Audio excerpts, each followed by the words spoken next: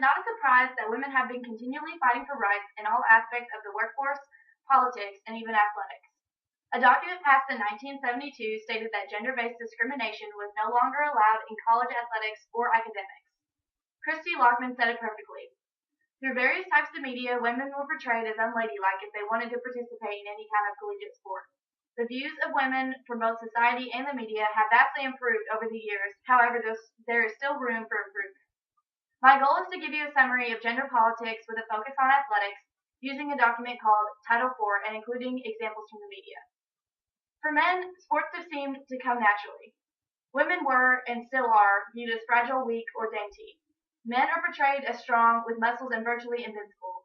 These stereotypes, in addition to others outside of athletics, have put up a seemingly unbreakable barrier that until 1972 women were unable to conquer. Now, arguments have been made that women have finally crashed the wall separating them and men in athletics. Opponents of the Title IV predominantly focus their objections on the issue of proportionality. It is very common that the American love sport football, which is dominantly a male sport, is the first to be cut in order to even out the percentage of sports for females. Though proportionality to some may seem like the simplest and most fair form to accommodate needs, many feel that it is not in the best interest of males and or females. Both sides can agree that proportionality does not always mean equality. Richard Epstein, a University of Chicago law professor, argues, Title IV would be read to require a rough proportion of men and women in engineering and science on one hand, and art and literature on the other, even though, most certainly, far more men are engaged in the former activities and far more women are engaged in the latter.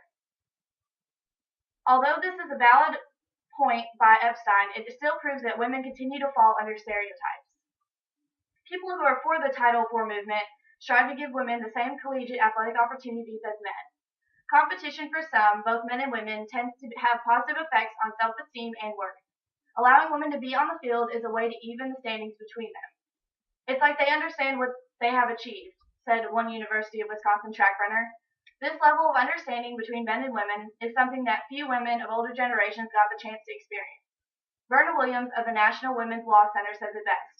Title IV is not just for sports anymore. It's a tool for making schools more hospitable for girls and women, ending sexual harassment, and winning real gender equity across the board in education. Discrimination has been seen in more than college athletics. Both wage and coverage of women's sports have been big controversies in the world of athletics.